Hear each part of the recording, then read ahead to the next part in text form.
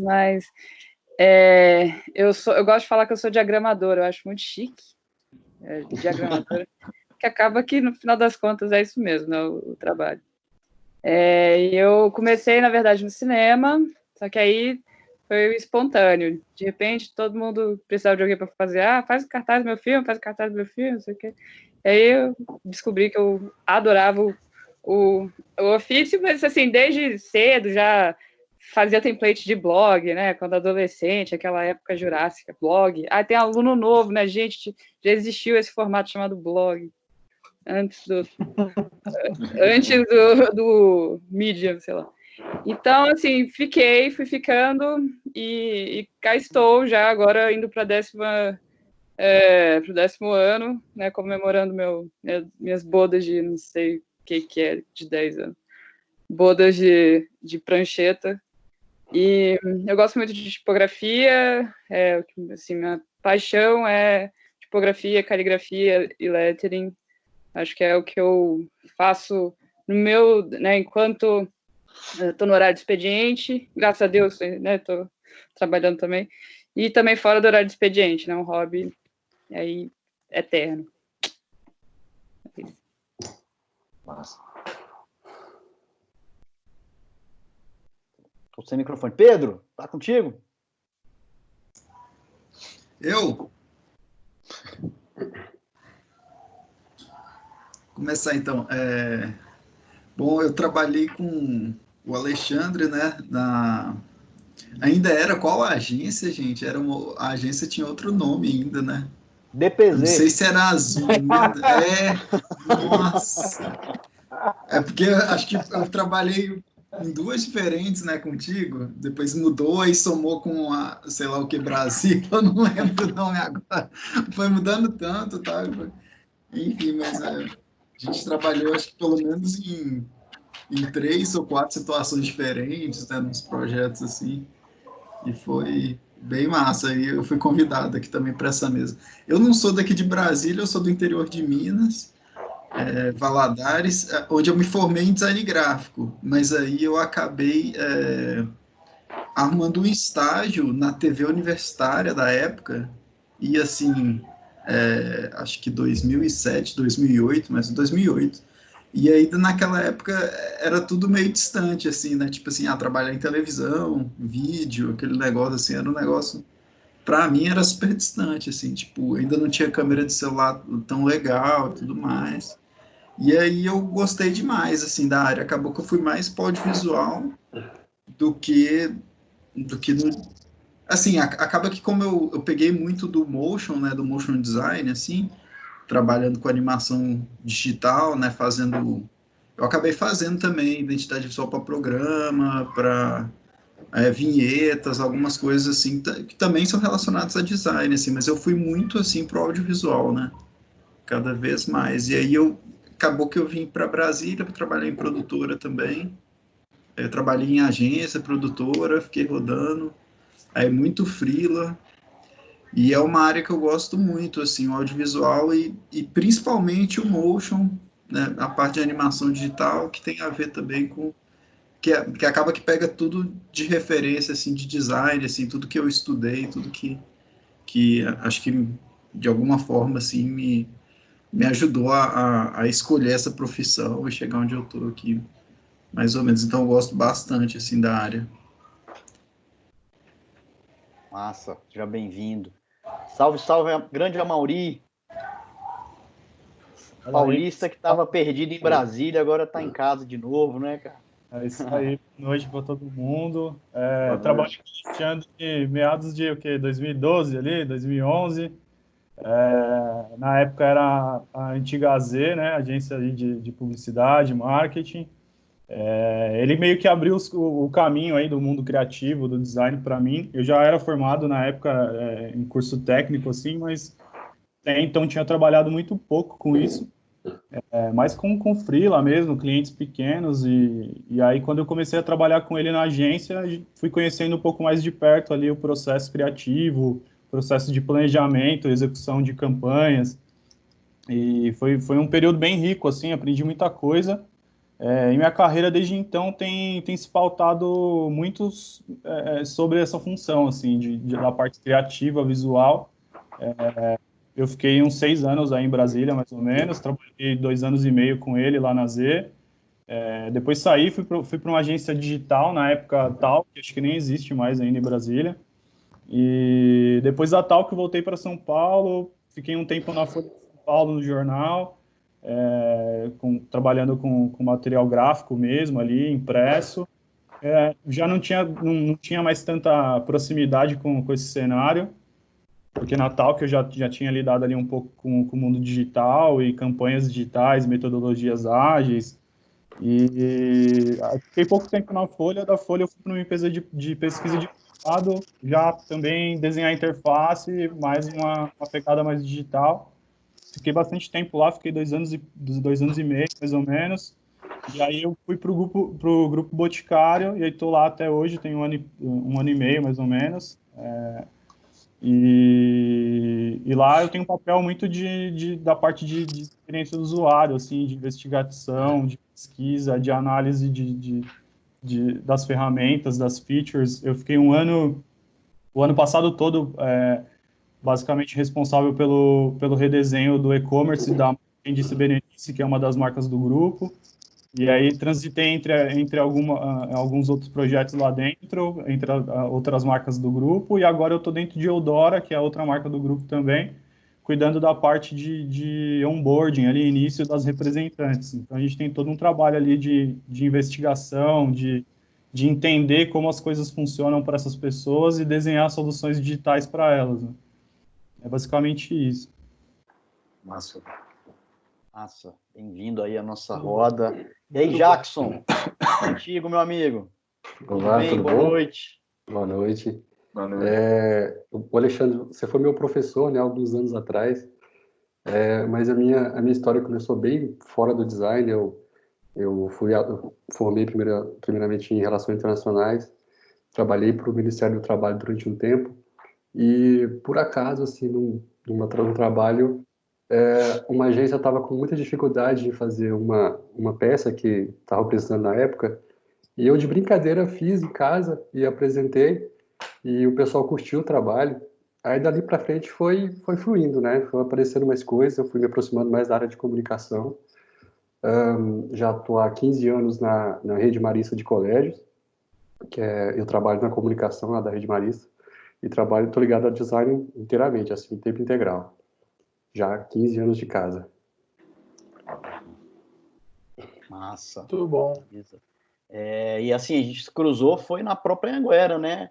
Jackson, acho que é legal falar isso para a galera Eu já trabalhava que tá já na sala área de já há aula algum agora. tempo. Exato. Já cruzei, na verdade, com vários bons profissionais que saíram da Anguera, que saíram desse mesmo grupo e tal. O Jackson é um deles, com certeza. E aí, Wallace? E aí, beleza, gente? Massa. Então, trabalhei com o Duin, que eu acho que a primeira vez eu estava com o Pedro ainda, né? Eu e o Pedro tinha iniciado a empresa voltada para audiovisual, né? A gente era sócio, a gente continuou amigo, tá, gente? Então, e aí a gente, enfim, tivemos uma experiência bem legal. Recentemente eu fiz um trabalho com eles também, voltado para conteúdo, para mídia social, né? De uma empresa que eles atendem.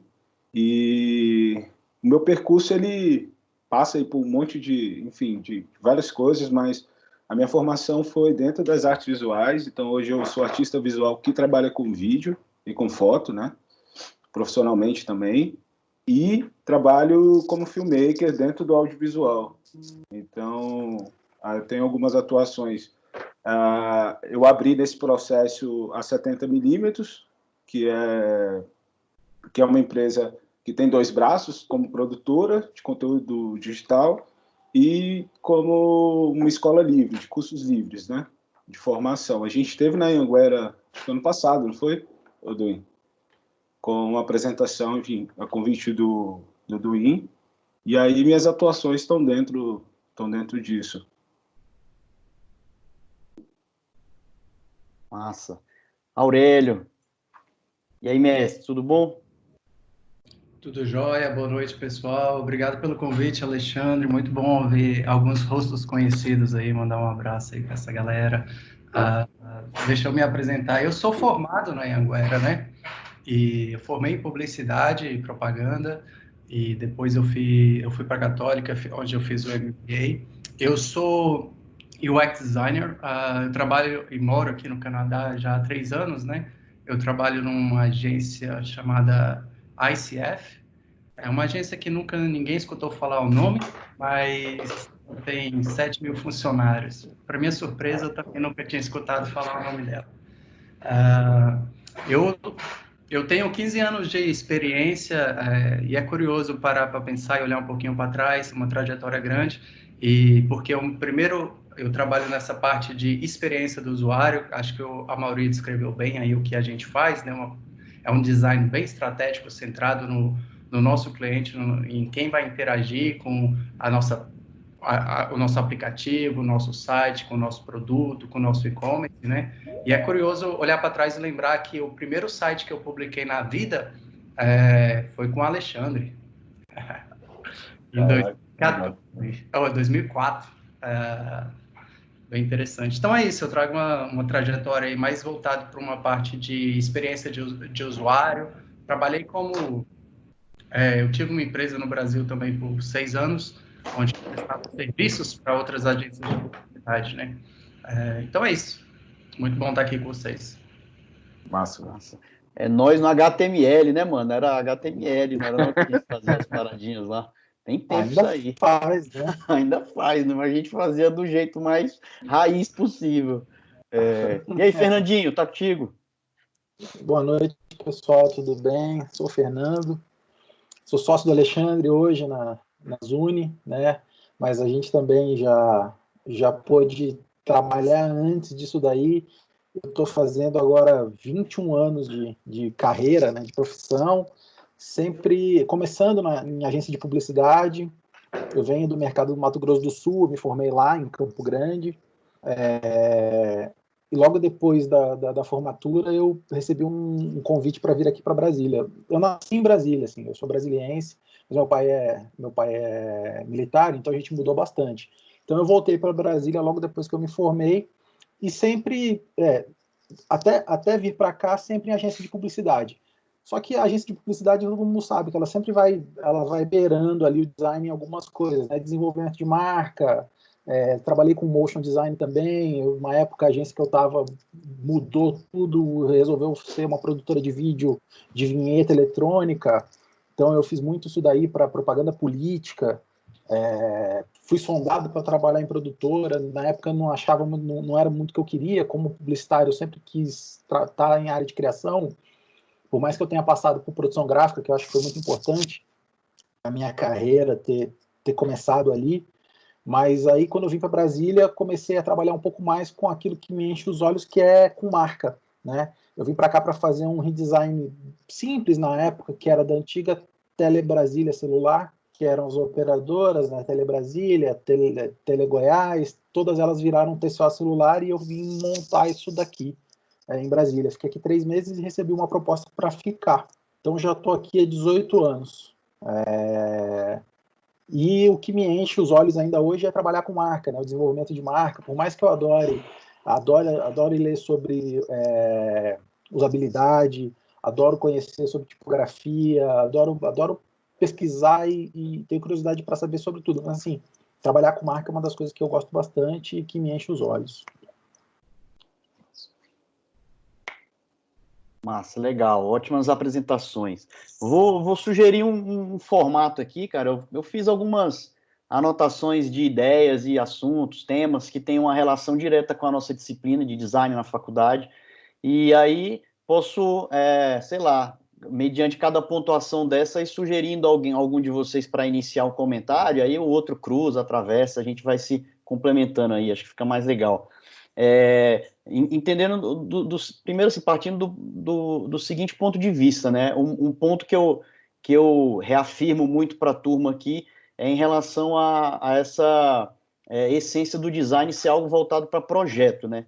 Eu repito, enfatizo isso muito a eles, em relação a sempre pensar design como se pensar projeto, e não só pensar design como, vou abrir um Illustrator e vou fazer um desenho, mas dar um passo atrás e entender a dimensão disso e como isso pode interferir em muitas outras áreas, né? A gente falou aqui de usabilidade, a gente sabe que há design para produto, design de interiores, entre outros, até brinco com o pessoal também, design de sobrancelha, mas assim, quantos desdobramentos do design oficiais ou extra-oficiais nós temos hoje, e de alguma forma, por mais que seja algo ligado a esse aspecto visual de um projeto, é uma extensão e é uma linha de raciocínio voltada para projeto, né?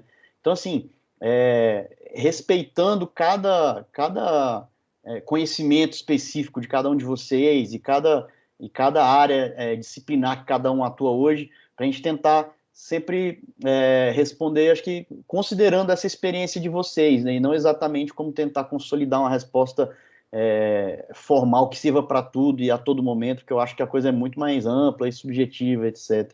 Mas, assim, vou começar com um ponto aqui que eu acho importante, que eu acho que é uma pauta de todo semestre dentro do curso de Publicidade e Propaganda, porque nós lá, professores, acho que a gente sente muito que os alunos não dão tanta importância a essa fase, assim, de cada projeto, que é o briefing. Para vocês, eu falo isso porque, assim, a gente sente uma certa subestimação, assim, mas eu não vou ser atendimento, ou, cara, é só decorar um questionário vai trazer todas as respostas, eu não preciso aprender a briefar, ou o principal ponto, né, eu não preciso, talvez, aprender a interpretar um briefing. Do ponto de vista de vocês, qual que é a importância de interpretar um briefing? O que é um briefing bom? O que é um briefing ruim? O que é um briefing ruim, na opinião de vocês? Assim, quem gostaria de começar com essa aí? Amaury?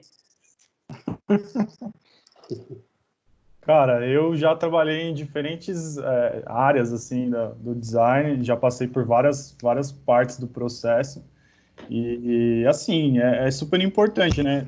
Hoje a gente trabalha com um formato um pouco diferente, não chega um briefing fechado para a gente, mas por diversas vezes a gente tem um projeto, tem um escopo ali do projeto que, se não está bem definido, cara, às vezes a gente toma rumos que o principal dono ali do projeto nunca imaginou que pudesse chegar, e a coisa toma um caminho gigantesco, com proporções assim que inconcebíveis, e isso demanda tempo, isso demanda dinheiro, isso demanda esforço dos profissionais envolvidos.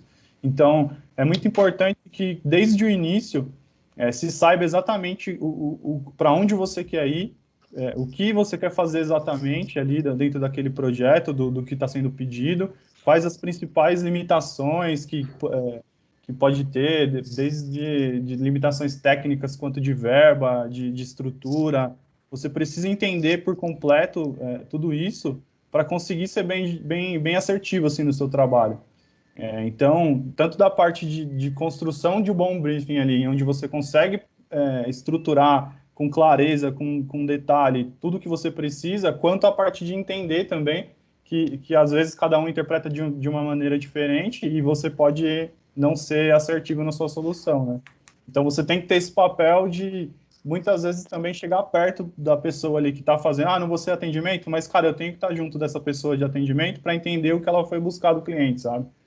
Para conseguir atender da melhor maneira o cliente.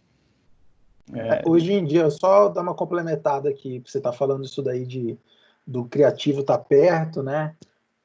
Antigamente era muito comum ter essa divisão, né, do atendimento que faz o briefing. Eu, quando eu entrei em agência, em 98, né, minha primeira experiência em agência, atendi o Sebrae, Mato Grosso do Sul, então era assim, enquanto o atendimento não chegava da reunião, ninguém sabia nada do que estava acontecendo. E o briefing mal feito, a chance de retrabalho, ela eu diria, de 100%, né?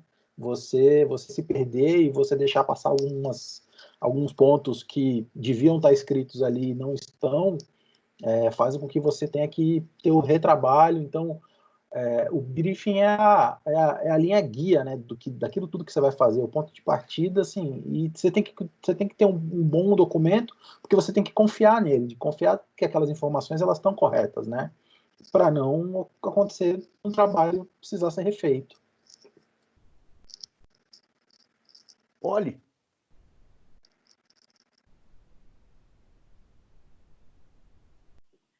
Meu mudo travou aqui. Então, eu acho que você pode olhar para o briefing como... Porque, assim, o que a gente faz, o que a gente produz, é uma solução para resolver um problema. E se você não sabe qual que é o seu problema, né, quais são os aspectos do seu problema, é muito garantido que você não vai conseguir resolver, né, desenvolver uma solução. E também você pode olhar pelo lado de uma história. Qual que é a história que eu preciso contar? Né? O briefing é essa roteirização, né? É o que vai te ajudar a desenvolver essa história e contar ela com todas as camadas que ela merece.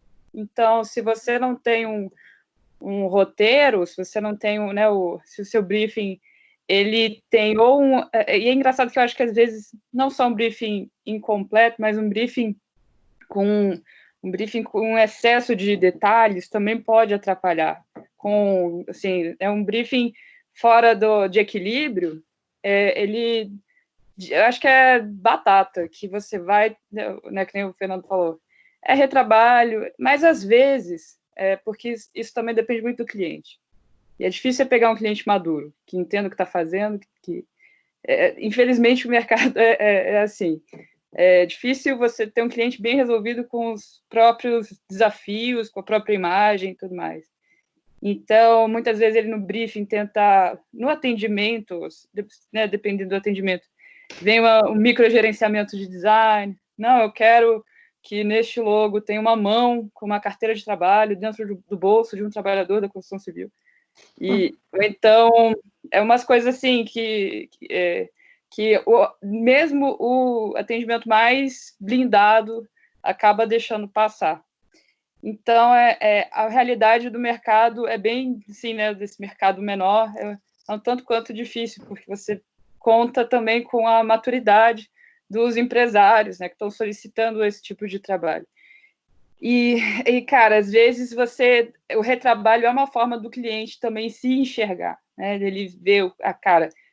Então, é hora de você pensar, cara, o empresário, qual que é a história que você... O que você traz? Qual é o seu produto? O que você quer vender? O que você tem a oferecer?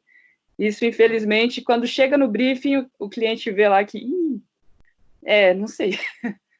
Então, às vezes você tem esse papel no mundo real, né? Você tem esse papel de pegar na mão do cliente e falar, vamos junto entender o que você precisa. E ter acho que esse foi o meu maior desafio, ainda é um grande desafio, lidando com clientes que não são muito fora do ideal, assim, que estão engatinhando.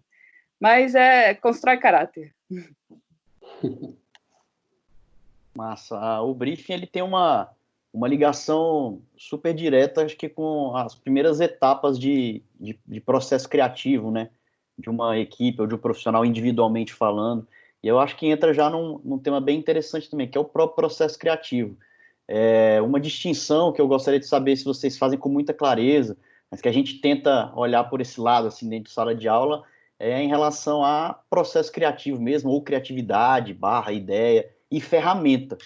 Acho que a maioria das pessoas, principalmente no início da propagação das novas e da chegada das novas tecnologias e tudo mais, acho que entrou muito no mercado por meio das ferramentas, muito mais do que porque qualquer outro processo, né, educacional, de formação, ou do mercado, uma atração do mercado, etc. Como é que vocês enxergam essa distinção assim, entre processo criativo e ferramenta? Quais processos criativos são seus favoritos hoje, ou ferramentas favoritas, sei lá, para determinado tipo de projeto? Aurélio, Jackson. Vamos lá. Essa é uma pergunta interessante, meu amigo. Existe uma discussão sempre muito polêmica quando a gente começa a falar sobre qual tipo de ferramenta que você deve usar no seu dia a dia, né? Principalmente para quem está começando agora, está chegando no mercado, não sabe para onde ir, não sabe qual escolher, não sabe se quer focar no design gráfico, no design digital. Eu acho que as ferramentas existem para facilitar o seu processo. Elas não servem para ditar como o seu processo deve ser.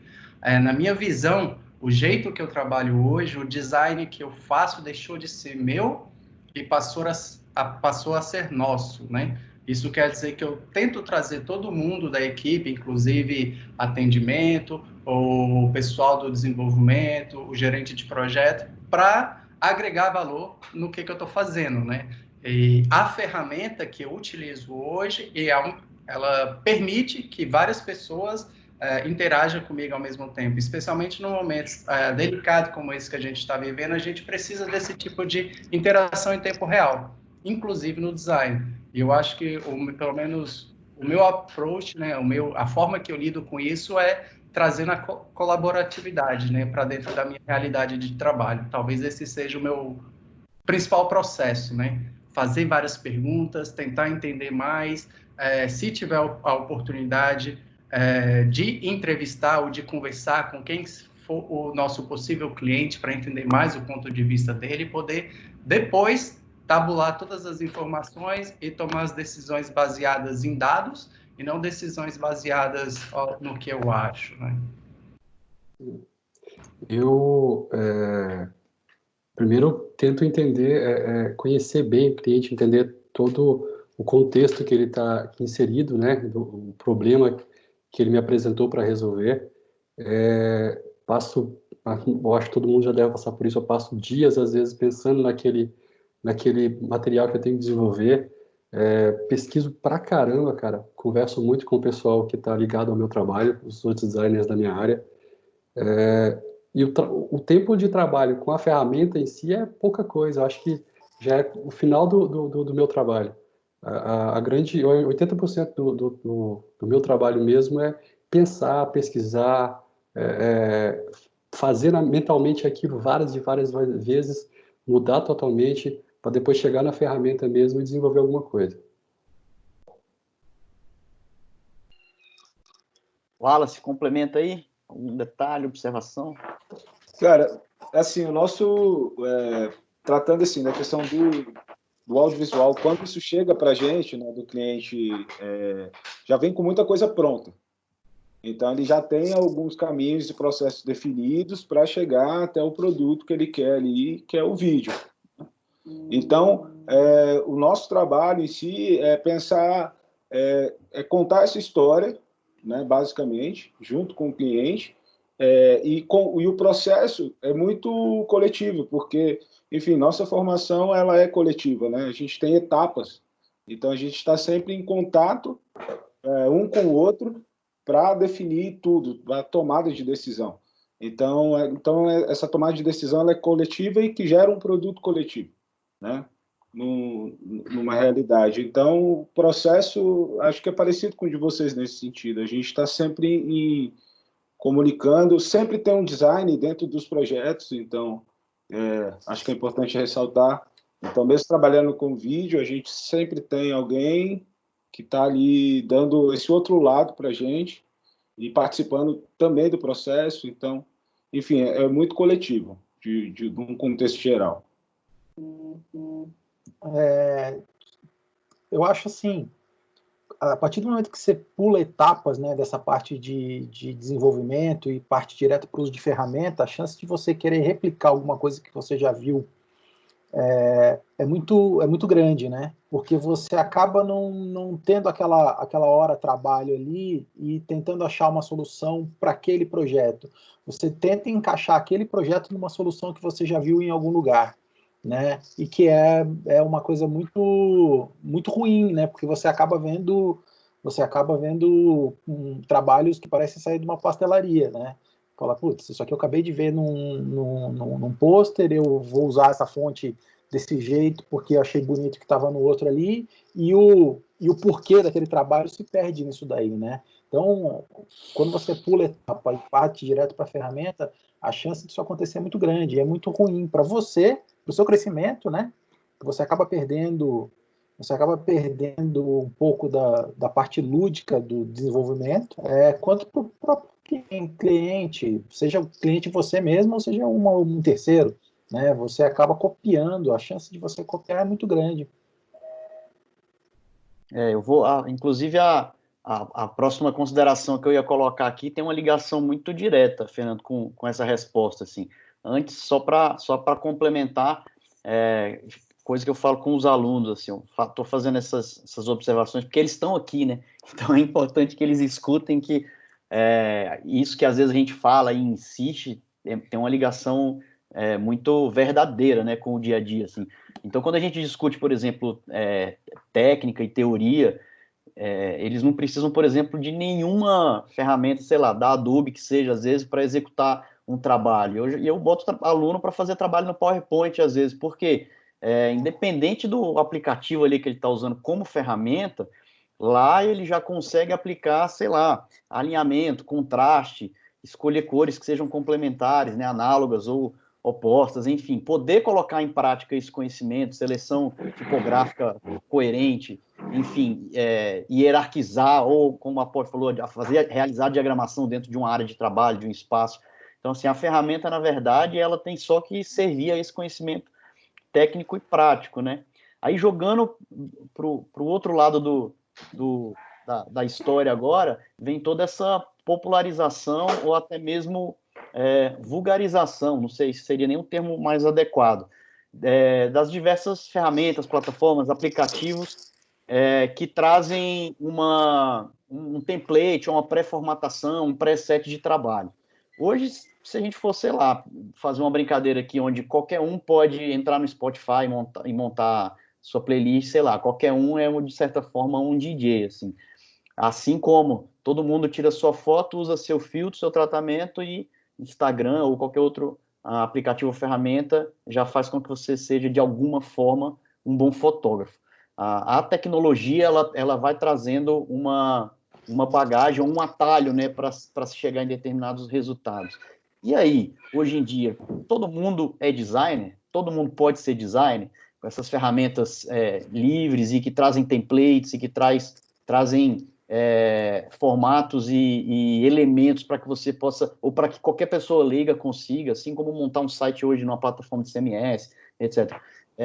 Atuar substituindo um trabalho técnico ou profissional de um design, ou para que elas servem, para que não servem, por aí vai. Pedro, você começa aí? Até levanta.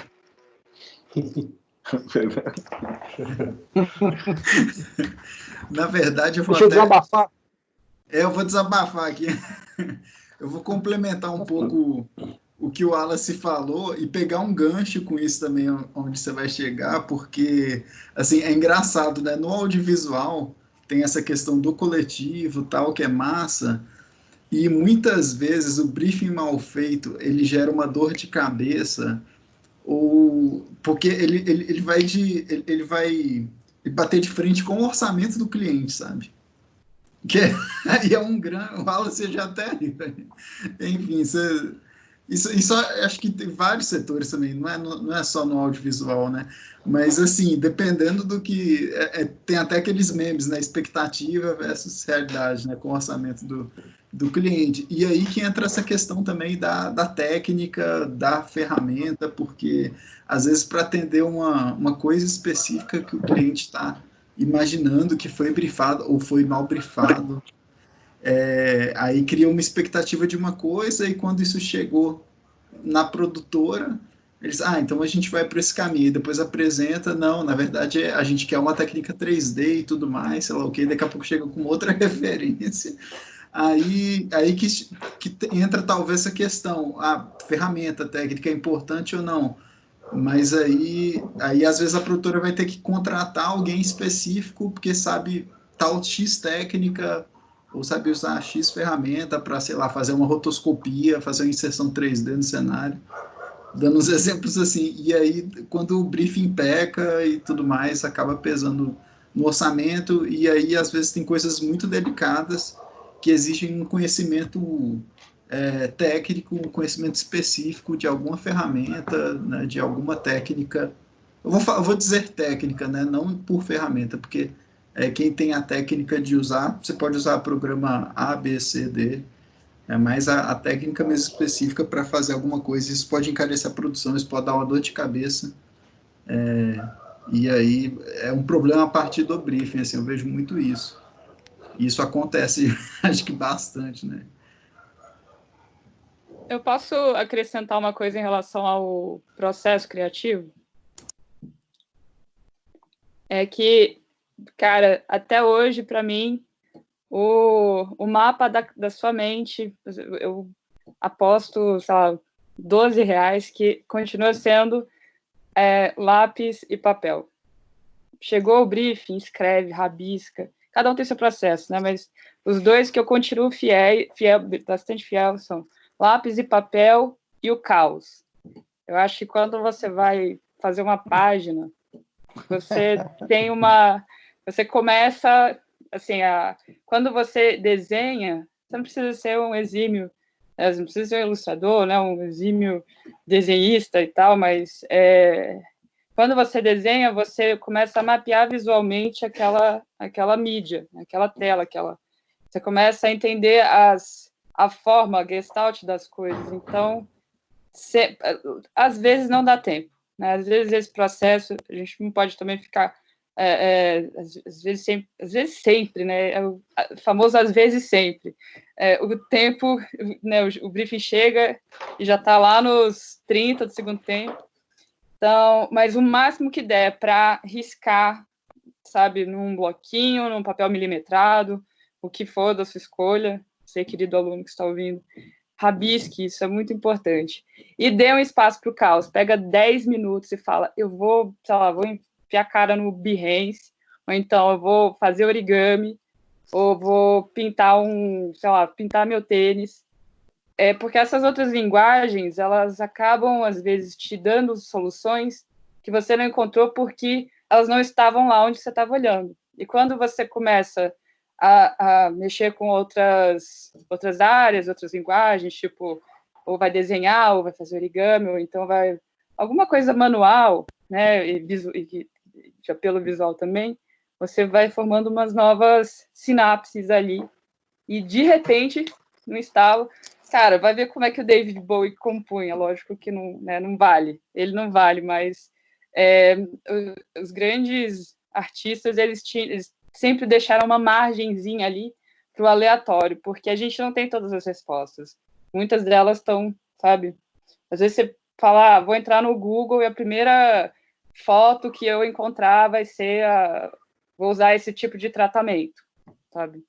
E também porque isso dá um ponto de partida, principalmente quando você está muito bloqueado. E quanto aos templates, cara, o Canva salvou minha vida, salvou a vida de todos nós. Essa é a verdade, a gente não quer olhar, mas é a verdade. Porque é uma ferramenta para aquele cliente que tem o orçamento que ele tem, executar o que ele precisa. Né? Porque... fico muito aliviada, porque quando você tem um cliente que fala, eu tenho esse mini orçamento, eu quero fazer papelaria e fazer uma publicação de 25 páginas. Aí você fala, amigo, e o Canva? Sabe? Já pensou tem essa ferramenta aqui que você pode usar, e aí ele fica feliz lá com o trabalho dele, e você perde seu tempo. Essa coisa de tecnologia, a Polly falou muito bem, né? Ele vai para aquele cliente que precisa daquilo, né? Ele não vai para o grupo Boticário, ele não vai para uma empresa gigantesca, ele pode servir num momento muito específico, que, sabe, de um trabalho que não precisava pensar tanto, só precisava ter uma comunicação simples, mas assim, a partir do momento que você tem que levar em conta todo o histórico, toda a parte de onde a empresa quer chegar, o que ela é, onde ela vai, o design se faz necessário, né? A pessoa pensando se faz necessária, não um design pronto desse. Mas a gente também não precisa ir muito longe. A semana passada, há umas 2 semanas, apareceu um vídeo falando sobre todos os comerciais do Covid são iguais. Não sei se vocês viram isso daí, mas o cara vai narrando tudo que acontece. Ele fala assim, agora vai falar sobre a família. Aí ele pega o trecho de todos os comerciais, assim, sei lá, 20, 30 comerciais. Porque a família é importante, a família é importante, a família é o que mais importa, a família não sei o quê. Agora ele vai falar de tal coisa. Então acaba que vira uma pastelaria em todo lugar, né, cara? É a conveniência vai fazendo isso daí acontecer. O Canva nada mais é do que a conveniência, né? De você ter uma coisa pronta e que já teve um designer que pensou aquilo ali para você. Já está pronto, já está ali, serve para o seu propósito, até certo ponto serve. Legal, vamos usar. Agora, eliminar essas etapas, como a Polly falou, nem sempre a gente tem o tempo hábil para poder fazer as coisas, mas quando você está treinado e tem os processos muito bem, você conhece dos processos, mesmo o briefing que chega com meia hora para você fazer, você já faz um processo, você já faz na sua cabeça essas etapas, né? Isso daí já vai passando pela sua cabeça. O desenho, referência, onde que eu vi, o que eu posso fazer, isso aqui. Isso daí vai entrando no automático, né? Você pode não demorar. Recentemente, a gente teve um projeto lá na agência de um logotipo que eu demorei 1 mês para conseguir chegar no resultado final. Mas também já aconteceu da gente conseguir entregar logotipo com 1 semana, com 2 semanas. Né? Hoje mesmo eu estava revendo da Paula Scher do Estúdio Penta, e ela falando, não foi dela, não foi de uma outra sócia de lá. Falou, a gente tinha 1 semana para entregar um projeto gráfico de um logotipo e todo o sistema que envolvia. E a gente conseguiu fazer. Porque eles também passaram mentalmente pelo processo, né? Que é muito importante isso daí.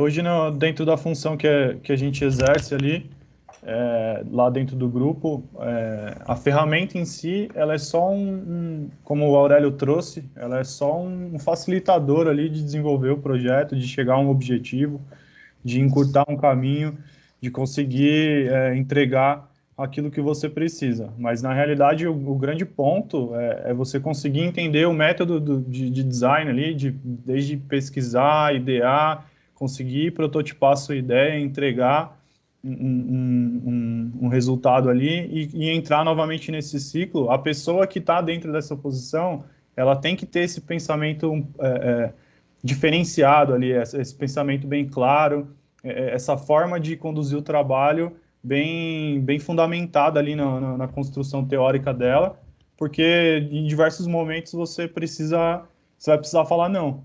Você vai falar, cara, esse não é o caminho, não é o melhor caminho a ser seguido. Você quer um resultado X, Y, Z, a gente não pode ir por aqui, a gente precisa fazer um desenvolvimento diferente do que você está pretendendo. Então, assim, mais uma vez, trazer o seu usuário ali, trazer a função daquilo que você está desenhando, que você está criando, para a ponta e conseguir chegar a um resultado assertivo, sabe? Então, muito mais importante do que a ferramenta em si, do que eu vou criar aqui no Illustrator, eu vou criar no Sketch, no Figma, nisso, naquilo, é você saber construir essa solução bem embasada, bem fundamentada. Eu sei que por muitas vezes o prazo é curtíssimo e você precisa correr, fazer de uma forma ali um pouco atropelada, conseguir testar isso o mais rápido possível, mas você precisa passar pelos processos de design, você precisa passar ali pela metodologia, pelo fundamento teórico para chegar no resultado. Senão, é o que todo mundo falou aqui, assim, você vai criar algo que alguém já pensou, alguém já usou, alguém já fez esse caminho para outra coisa. Talvez para o seu cliente aquilo não seja o melhor.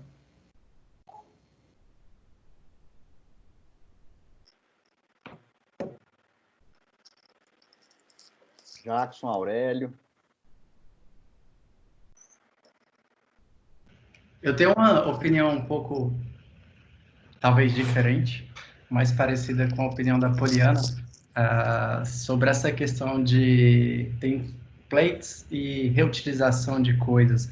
Eu acho que eu costumo comparar o meu trabalho com um iceberg. A parte que você vê é só a pontinha dele. Tem todo um pensamento, tem todo um trabalho estratégico por trás. Então, apesar de ser um designer que eu gosto muito da parte visual, eu gosto muito de tipografia, eu sigo muita tendência de Bauhaus, porque eu gosto muito dessa pegada, mas ao mesmo tempo eu acho que o visual ele é extremamente importante, mas ao mesmo tempo ele está lá para representar a solução de um problema. Seja um problema de comunicação, seja um problema que uma empresa está enfrentando internamente, seja um problema no aplicativo, seja qualquer coisa. O design ele é um instrumento para melhorar a comunicação, né? Eu estou tentando transmitir uma mensagem através do design para você. Então, se você utilizar o Canvas, ou utilizar o Figma, ou utilizar o Illustrator, para mim não faz diferença desde que você consiga ter um embasamento e aí entra essa parte talvez de entender um pouquinho mais da teoria, seja bem interessante, para poder ter garantia, para você se sentir confortável sobre o que você está fazendo. Quando um cliente te paga, ele te paga porque ele acredita em você, ele confia em você, ele confia no seu trabalho e espera um resultado disso.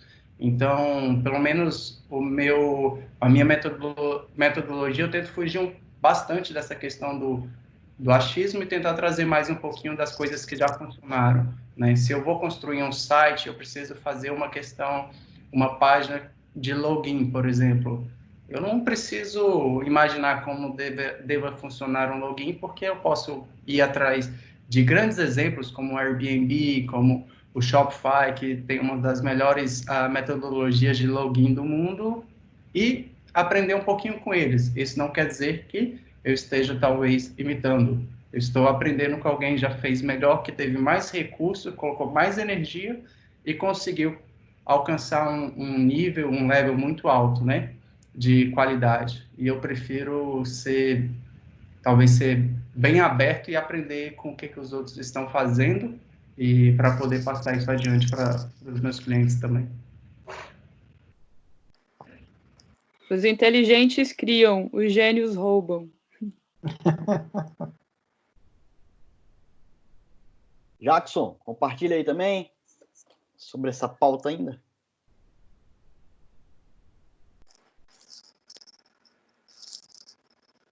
Não, tô te ouvindo não, tá desligado. Perdão. Eu estava pensando lá na pergunta atrás, se qualquer um hoje podia ser designer, né? Ouvindo a fala de todo mundo, com certeza qualquer um pode fazer alguma coisa hoje. Qualquer um pode pegar alguma ferramenta, desenvolver qualquer tipo de peça. Às vezes pode agradar quem pediu, tudo mais, mas não tem como comparar com aquela pessoa que tem uma experiência muito grande por trás, aquela carga de estudo muito grande, aquela pessoa que passa, às vezes, noites pesquisando referências, pegando algum exemplo bacana, não que você vai usar aquilo que foi feito, mas às vezes alguma coisa vai servir daquele material para você como inspiração, pelo menos, né? Por mais que qualquer um hoje possa fazer alguma coisa, dificilmente uma pessoa que não tenha muita experiência, muito estudo daquele caso, vai conseguir chegar naquele nível conceitual necessário para atender, resolver o problema do cliente naquele momento, né? Acho que, sim, todo mundo pode ser um designer hoje, mas com qualidade para fazer o que realmente precisa de estudar bastante, tem que pegar na prancheta, pegar o lápis e quebrar, passar um tempinho lá brincando. Deus te ouça, né, cara? Pra gente continuar tendo trabalho, ter emprego. Sempre tem um sobrinho do dono, né? Sempre tem, cara. Pois sempre é. tem. Deixar aqui, remember Michelzinho. O Michelzinho, cara, filho do Michel Temer escolheu, né, pô? Foi ele que deu o voto de Minerva na última logo do governo federal. E eu tô com uma saudade disso tão grande. Saudade, Michelzinho. Meu Deus. Michelzinho é TikToker. Oi? Michelzinho agora é TikToker. Ele tá lá agora fazendo dancinha? E ainda botou o pai do lado. Vamos lá, voltemos aqui ao nosso assunto. Lembrando que depois dos comerciais a Polly vai cantar uma música aí pra gente, tá? Vamos lá, seguindo aqui. Como, sei lá, profissional mesmo, assim, da área, uma aflição que eu tenho, assim, enorme, com a mistura das disciplinas. Vira e mexe, a gente para numa reunião ou numa discussão onde seja o briefing ou um pedido específico de trabalho, alguma coisa assim, mistura as áreas e exige de uma área um conhecimento, às vezes, técnico muito específico de uma outra. Dentro da comunicação social, dentro da área de inovação mesmo, que a gente está inserido, a gente é muito multidisciplinar, né? Exige-se cada vez mais que o profissional da área seja multi-skill, que ele conheça um mínimo ou um básico de cada área complementar, porque elas estão sempre muito, muito próximas. E eu acho que isso acaba gerando essa confusão. Mas, de fato, a gente não pode misturar, acho que principalmente duas áreas que têm um protagonismo muito grande dentro desse cenário todo que a gente está conversando, mas que são áreas separadas, apesar de ter uma relação muito próxima, que é marketing e design. Pensando do ponto de vista que marketing é estratégia, né, de negócio, é mercado, etc. E design é uma área que deixa cada vez mais, a cada dia, de ser algo especificamente operacional e técnico, mas estratégico em função do marketing. Não sei se vocês pensam dessa forma também, ou conseguem entender esse ponto de vista. Cada vez mais o design ganha importância, mas ainda assim ele é uma extensão de uma estratégia mercadológica, né? Acho que talvez ficou melhor colocado agora. Como que vocês enxergam essa relação, assim, marketing, design, importância, complementaridade, onde eles se encontram, onde há consonância, divergência, como que isso impacta no trabalho de vocês? Uma não pode ficar sem a outra, acho que de jeito nenhum, né? Justamente por essa questão estratégica. É muito comum a gente ver empresas que não têm um marketing bem definido, mas que têm uma parte de design, e que o design acaba fazendo essa parte de marketing, né? Eu acho que o ideal é sempre ter isso aí muito bem separado, mas trabalhando sempre. Não tem como dissociar uma da outra. Vou até, antes de que alguém complemente, vou até botar um outro ingrediente assim, nessa mistura, o próprio branding em si, ou gestão de marcas, né? Que eu cansei de escutar assim, por muitos anos que brand era design. E, gente, não é. A gente está cansado de saber que é um trabalho de estratégia de gestão, né? Contínuo, etc. Mas que são complementares. O branding precisa do design e vice-versa. Então, só para trazer mais um ingrediente assim para a discussão.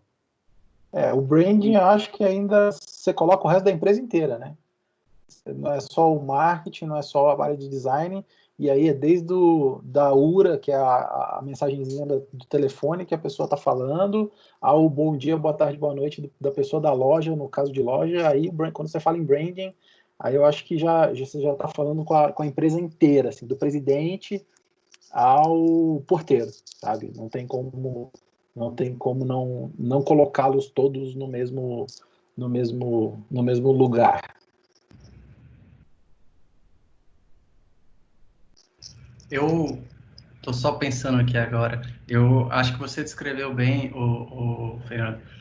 Acho que a questão do branding é mais voltado para a experiência que você tem com a empresa. Todo mundo aqui lembra da Judite, da TIM, ou eu estou muito velho, né? Quando o Fábio Porchat falou aí, soltou um dos primeiros vídeos do Porta dos Fundos, era sobre isso. Todo mundo tem uma visão sobre a sua expectativa, a sua experiência com a empresa. Eu acho que o brand é aquilo ali. É o que você pensa, o que você acha, como você interage. É um negócio, talvez seja mais subconsciente, né? Do que um negócio mais palpável, como o design, como o marketing. O marketing, eu acho que ele tem um papel e exerce um papel extremamente estratégico, e eu tenho visto o design se aproximando muito do marketing para definir as estratégias da empresa, né? Talvez seja...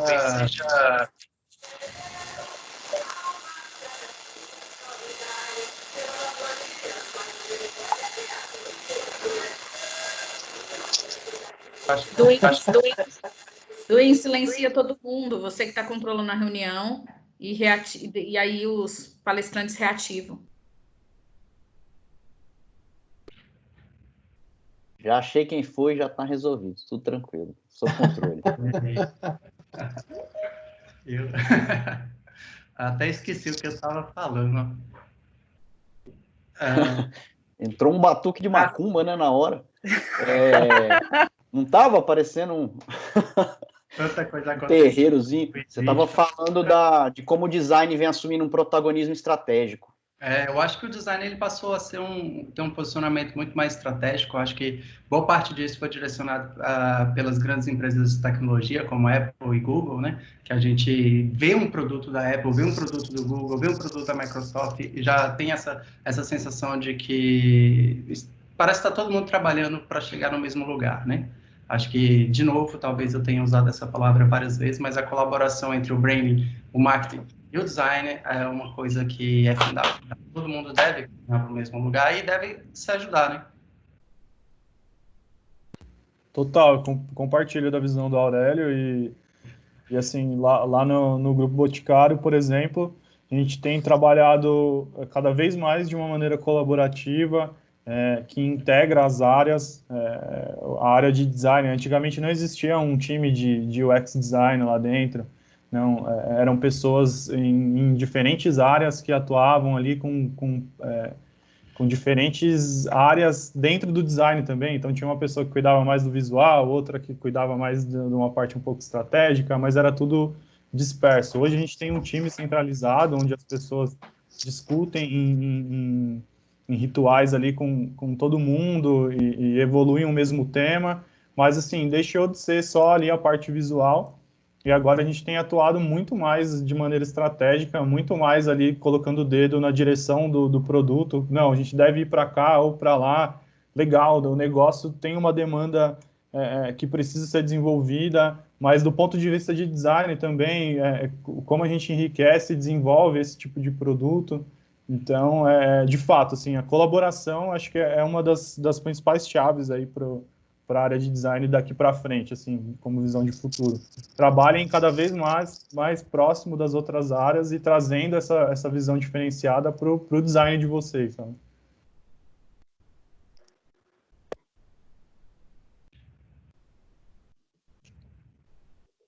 Wallace? Não, eu tô aqui ouvindo e pensando, porque assim, eu vivo também um outro lado. Por exemplo, meu irmão é designer, né?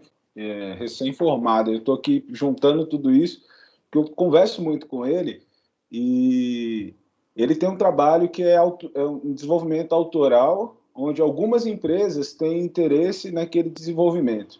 Então, vocês entenderam a linha de raciocínio.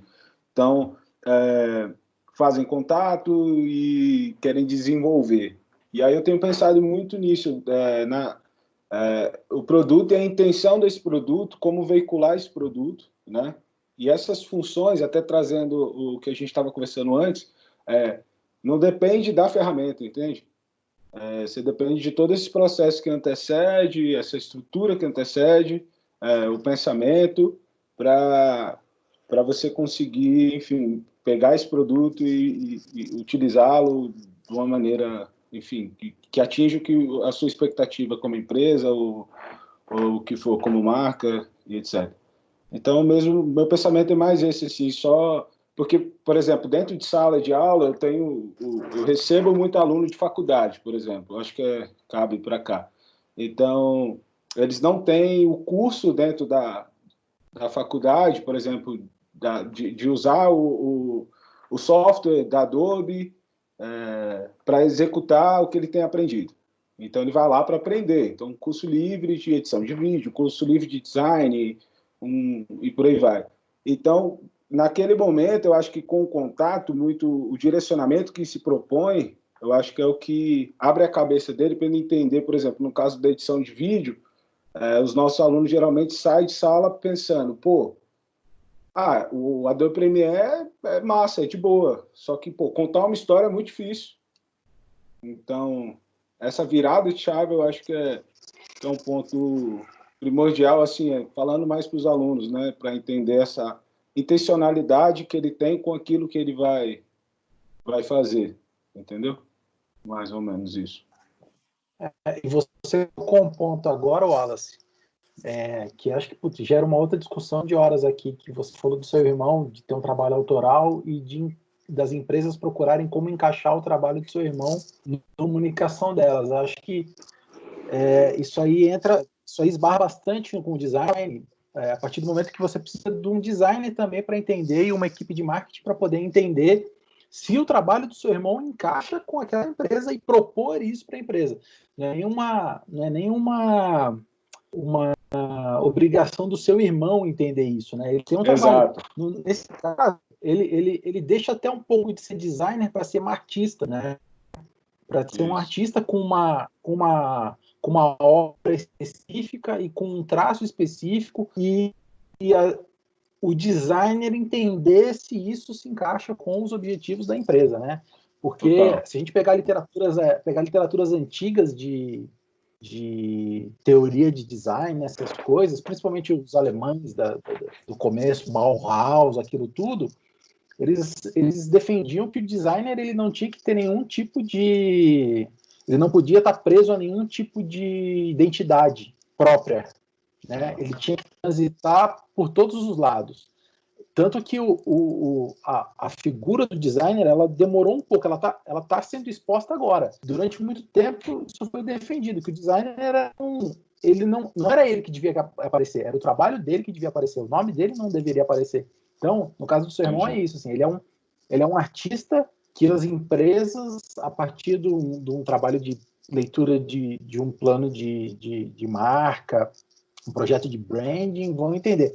Não, o trabalho dele se encaixa aqui perfeitamente. Como a gente vê, né? Porque se você pegar os Gêmeos, por exemplo, eles têm uma estética muito, muito forte e reconhecível, assim. Eles não saem daquela mesma cara. Então não adianta você pegar os Gêmeos e pedir para eles fazerem uma paisagem, que não vai acontecer, né? Isso não vai dar certo, não vai sair, né? Então, acho que isso gera uma discussão muito grande da questão do design, do artista, de como que as coisas se encaixam. Eu vou tentar sintetizar essa discussão, que eu acho que ela é válida para a gente continuar. E aí, design é arte? Design é autoexpressão? Se você como designer se sente artista? É uma pergunta que eu faço para todos, gostaria que todos respondessem. Você se sente inspirado? Você trabalha inspirado todo dia? Se você não estiver inspirado, você não trabalha, você não produz? E aí? Podia fazer uma mesa redonda aqui, todo mundo só dizer assim, sim ou não.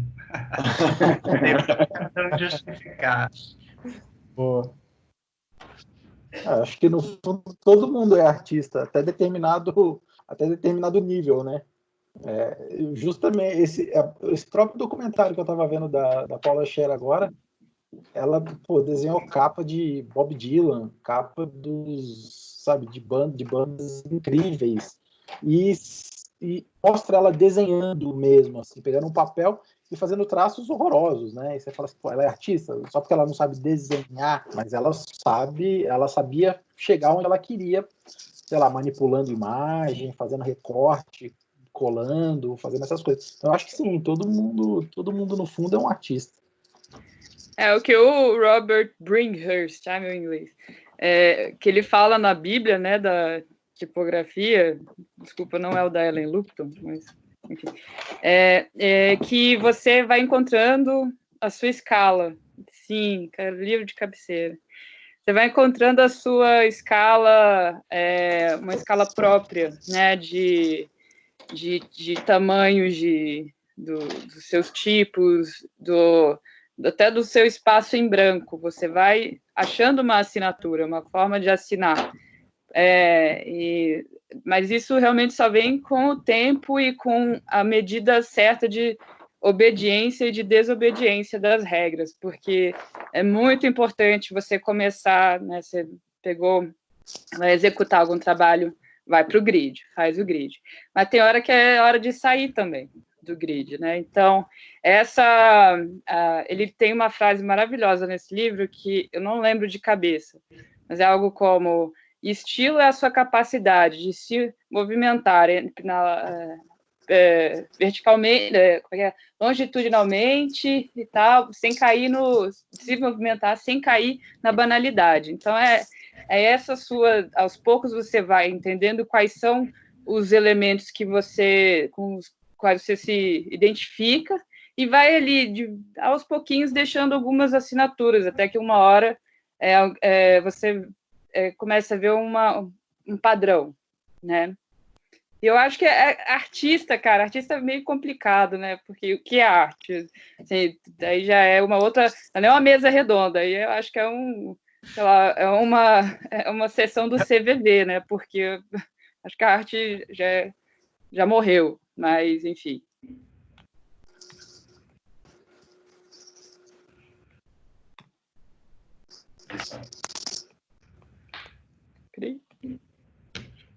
Cara, você você puxou essa discussão e esses dias eu estava vendo alguém que puxou essa mesma discussão no LinkedIn. Algum arrombado.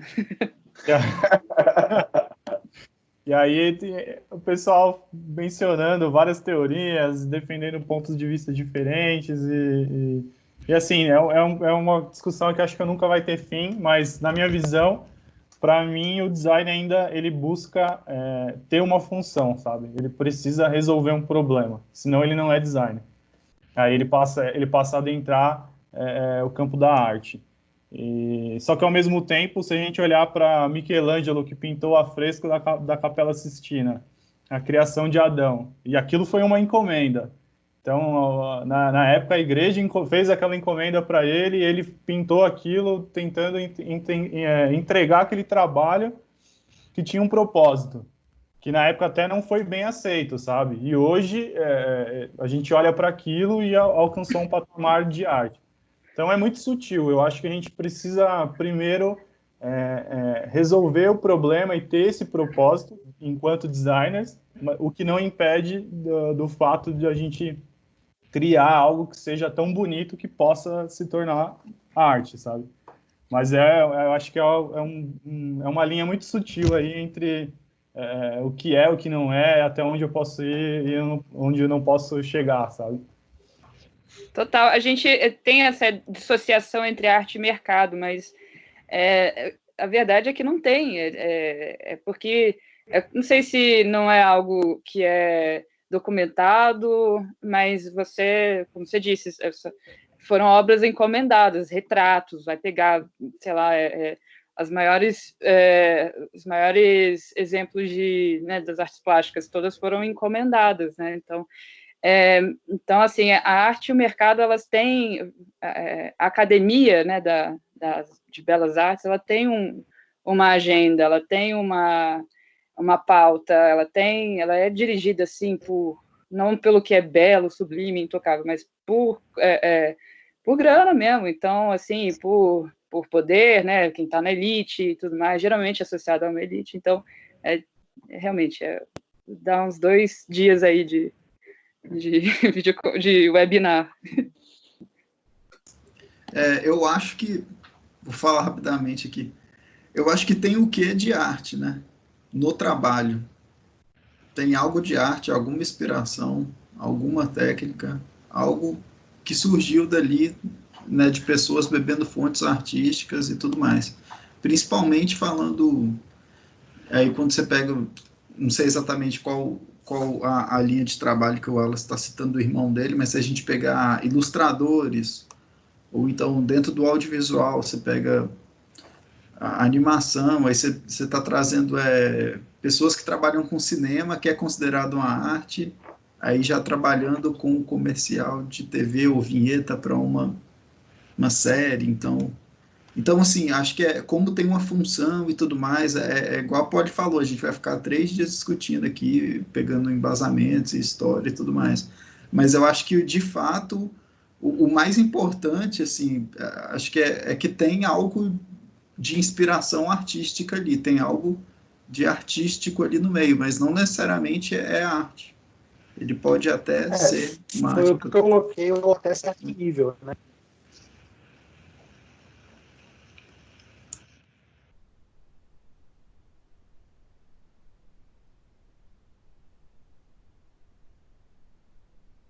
Voltou. Opa, voltou. Foi o Fernando que comentou aí? Quem foi? Foi o que eu comentei, que eu falei, eu acho que a arte até certo nível, né? Até certo ponto é arte.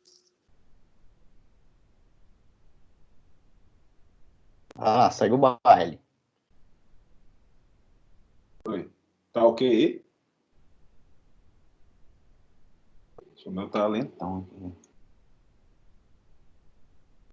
Oi, tá ouvindo? Ele deu uma travadinha, mas já recuperou já. Massa. Então, eu não sei, eu tenho uma visão que nem tudo é arte, nem todo mundo é artista. Eu acho que vai muito de uma intenção, de um ofício, entendeu?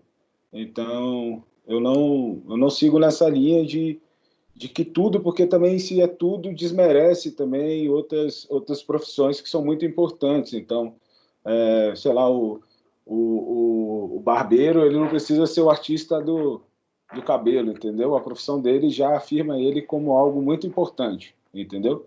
Então, eu acho que eu vejo mais de uma forma racional, no sentido de ofício, né? E de um desenvolvimento, porque tem um mercado, tem todo, enfim, nas entrelinhas tem todo um outro movimento. E tem isso da intenção. Eu acho que passa a ser arte quando se tem uma intencionalidade naquilo. Pensando um pensamento contemporâneo, né? Se a gente for lá atrás, a gente vai vir a inspiração, o cara, desceu um negócio no cara, o cara deu umas pinceladas e saiu a parada, né? E hoje em dia não funciona mais assim. Então, eu tenho um pensamento que não, eu acho que nem tudo é arte, nem todo mundo é artista, e tem profissões e desenvolvimento de pensamentos que são tão importantes quanto, entendeu? E aí você segue um caminho. Minha forma de ver, na real. Um pouco contrária, mas enfim. É isso. E esse lance da intenção é tão massa, né? Se a gente lembrar do mictório, né? Do Chan. Aquilo ali é muito claro. Assim, é isso. É o que o Wallace falou mesmo, é a intenção mesmo. Né? Eu acho que tudo é arte, sim. Eu acho que às vezes a gente pode colocar cada um num nível diferente, né? Um artista que depois que consegue, um pouco do que a Polly falou, consegue com o tempo colocar naqueles traços, naquele trabalho que ele faz a sua assinatura, né? A sua identidade, ele alcança um nível um pouco mais elevado e tudo mais. Eu gosto de alguns trabalhos que eu faço, alguns colegas meus fazem, mas eu não me sinto tão artista quanto alguns ilustradores que eu já convivi, alguns desenhistas aí que, cara, me deixam de boca aberta. Eu olho para eles e sinto que são artistas no nível muito mais assim elevado, né, e tudo mais. Mas eu acredito que sim, cara, tudo é um pouquinho de arte, como eu te disse, só com níveis um pouco diferentes. Eu acho que uma palavra muito boa é autor, e duas palavras, na verdade. Tanto autor quanto artesão. Você pode ter um trabalho autoral, com a linguagem que for, né? No design também. E você também pode ser um artesão. Eu acho que o cuidado de você tecer a trama de uma página, ele é muito parecido com o trabalho de um artesão. Porque é um trabalho que você faz ali de concentração, né, de você determinar onde vai cada ponto, cada linha. Então, a gente tem, quando fala de artista, tem esse certo status, né, como se fosse uma coisa, tivesse esse quê de genialidade, enquanto o artesão, ele é um trabalhador manual. Mas eu acho que, no fim das contas, se fosse para dar um pitaco, eu acho que o designer, ele é um grande artesão, pode ser um autor, e artista aí depende de quando ele vai morrer.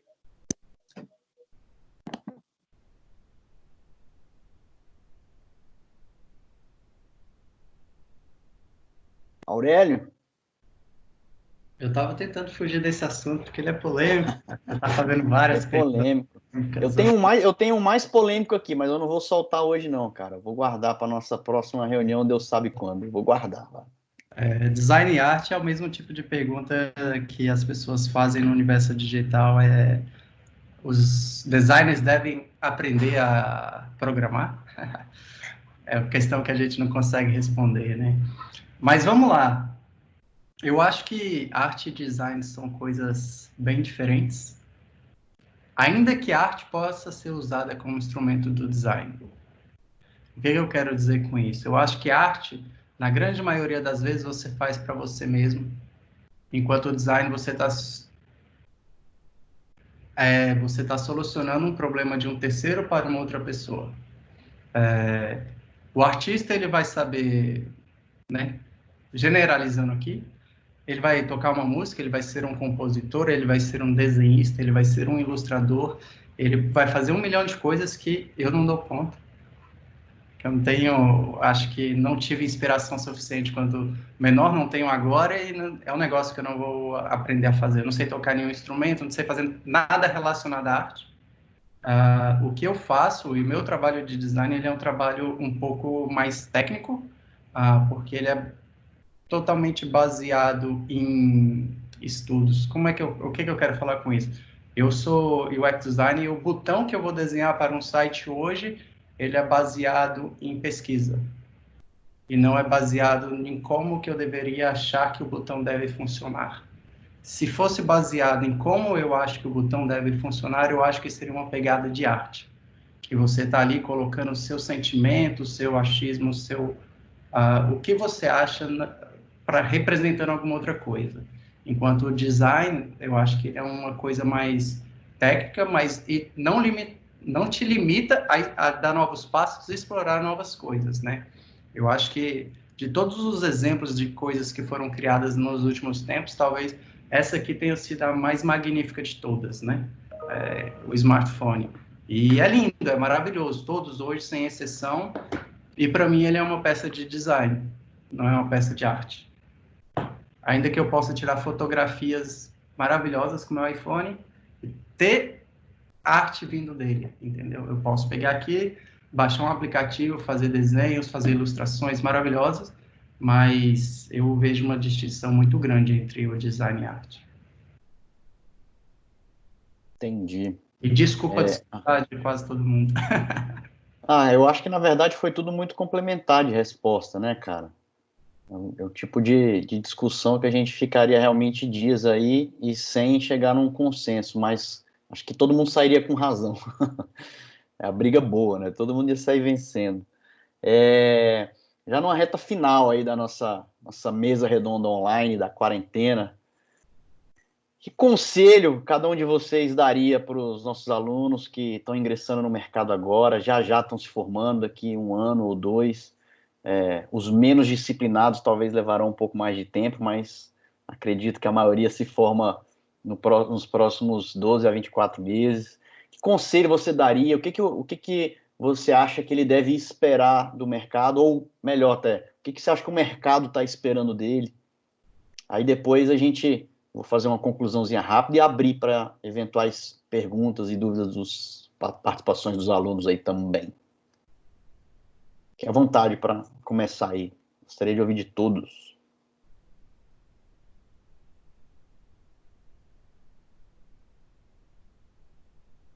Eu posso começar? Vamos lá. Vai lá. Beleza, eu vou dar 2 conselhos bem rápidos, que pelo menos fizeram uma diferença muito grande na minha vida. A primeira foi, estude inglês, independente de quantos anos você tenha. Eu comecei a estudar inglês com 26 anos, mais ou menos. Para mim, abriu muito minha cabeça, eu tive acesso a informações que eu não tinha antes, principalmente nessa área de tecnologia, na área de design. Foi muito bom, foi muito importante para mim aprender uma nova língua, porque isso mudou minha vida.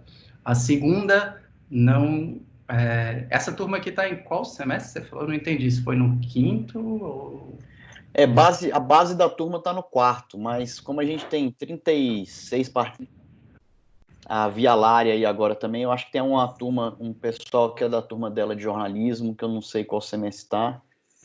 Acho que a maioria está da metade para frente no curso. Beleza. De jornalismo aqui está bem misturado, tem pessoal do 8º que já está se formando, tem pessoal do 4º, do 9º, tem um pessoal bem misturado aqui. Beleza, muito legal. E o segundo conselho que eu posso dar seria: entre no mercado de trabalho o mais cedo possível, se você quiser ter sucesso no que você está estudando hoje na faculdade. Eu tive a oportunidade, como eu falei aqui no começo da conversa, eu estudei também na Anhanguera. Na minha época, a gente tinha pessoas que faziam coisas diferentes, pessoas que moravam em cidades satélites diferentes, pessoas com realidades diferentes, e nem todo mundo tinha a oportunidade ou o privilégio de começar a trabalhar na área, num estágio mal remunerado, como quase sempre, logo no início da carreira, porque tinha filho, tinha casa para sustentar e tudo mais. Mas se você tem condições, de alguma forma, um conselho que eu posso te dar é: comece o quanto antes. Não espere se formar, não espere cair alguma oportunidade do céu, alguma coisa do tipo. Vá atrás, e o quanto antes você começar, mais anos de experiência você vai ter. mais fácil vai ser para uma pessoa te dar uma proposta de emprego, porque você vai ter alguma coisa para mostrar, você vai ter o seu portfólio, você vai ter experiência, você vai ter mais maturidade emocional para trabalhar dentro do mercado de trabalho. Então, inglês, e bora logo, galera. Para de perder tempo.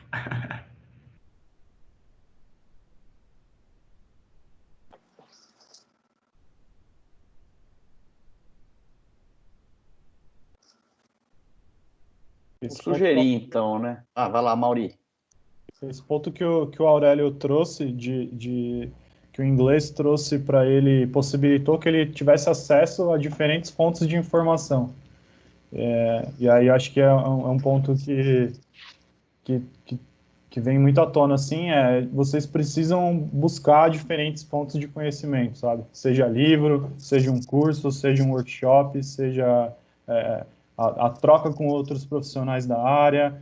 Então, tentem ao máximo se envolver com o cenário o qual você pretende trabalhar. Você está, eu quero me especializar, eu quero ser um designer gráfico, eu quero ser um designer digital, eu quero trabalhar com uma área específica. Tenta o máximo possível se envolver com as pessoas que já estão no mercado e aprender com elas, sabe? Tá aberto a adquirir essa informação, porque essa é uma disciplina que muda o tempo todo.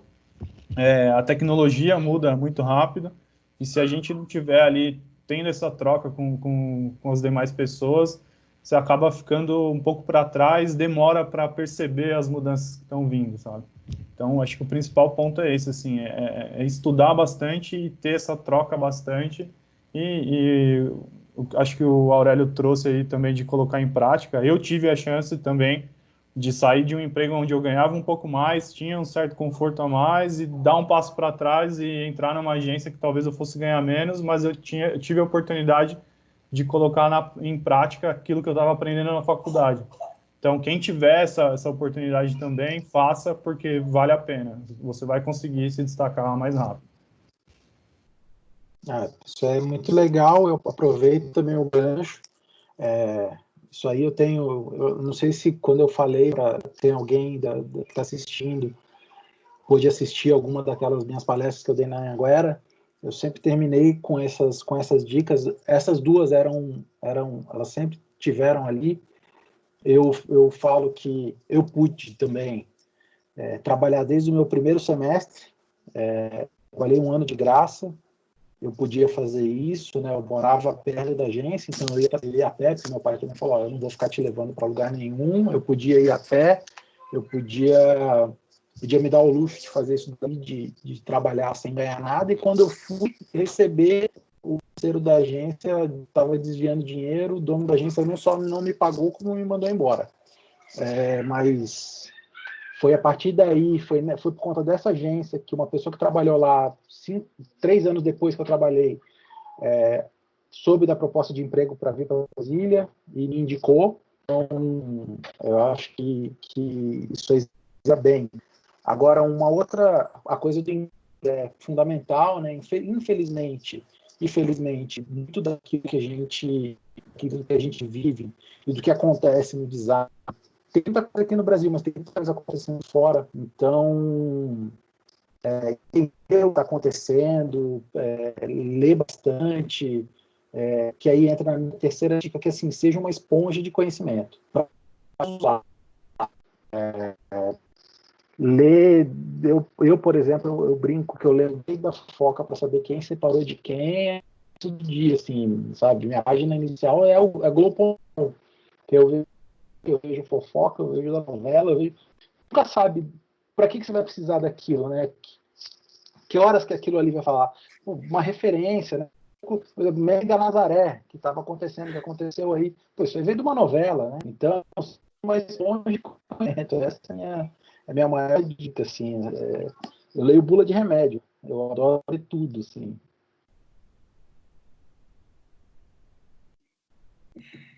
É o caos, tá vendo? É o caos. Também, se você não tiver a chance, né, que eles tiveram de poder trabalhar numa vaga muito escrota, fazer um estágio miserável, faça uma coisa muito simples, que é atender a sua mãe. Tenta atender alguém, se você tiver alguém por perto na sua família que tem um negócio, né, um pequeno negócio que é, sei lá, minha tia vende... Eu comecei, assim, uma amiga queria vender biscoito, e aí a gente começou um trabalho junto. Porque essas pessoas já estão no mercado de outras coisas, elas são clientes, e você começa a entender o lado do cliente que precisa vender. Porque quando você tem clientes muito grandes, isso acaba se perdendo, mas agora quando você tem um pequeno empresário, né, um micro, um MEI, aquilo está muito humanizado, e você vê claramente os limites, né, quanto custa o dinheiro, quanto que ele precisa daquilo. E a sugestão é tentar fazer isso pro bono, né? Agora, principalmente. Muita gente, né, muitos feirantes, muitos pequenos empresários vão passar por uma crise cabulosa, e muitos deles estão indo, por exemplo, para o comércio online, né? Então, assim, se você tiver essa chance, né, de ajudar alguém da sua família que está nesse sentido, se aproximar dele, entender o que é essa necessidade de vender, de comunicar, os desafios que você tem para atendê-lo, porque você pode ter o layout mais lindo do mundo, e o cara fala, puta, não, isso não vende meu, sei lá, meu biscoito Globo, sabe? Essa frustração é uma frustração que você sente no começo, que aos poucos você vai aprender a lidar. Mas você ter cultivar, né, já começar a ter essa chance de entender o mercado, indo para quem mais sente os trancos, né, dessa aventura que é empreender. Então, essa é a primeira sugestão. A segunda é desenhe. Você pode não ser do design gráfico e tudo mais, você pode não gostar de desenhar, não saber desenhar, mas o desenho é uma forma de ver. Quando você aprende a desenhar, não é necessariamente um desenho também seja completo, mas quando você consegue se comunicar por meio do desenho, é um trabalho motor que te desperta novas coisas, te desperta a atenção de ver. E quando você para ver, você para escutar. E se você é capaz de fazer esses dois, eu acho que você vai começar a ter uma percepção muito mais sensível e vai começar a notar a essência de quem te procura.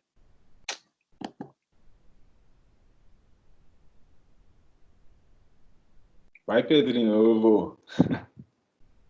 Então, velho, posso ir? O meu conselho é o seguinte, eu acredito muito nesse desenvolvimento paralelo ao que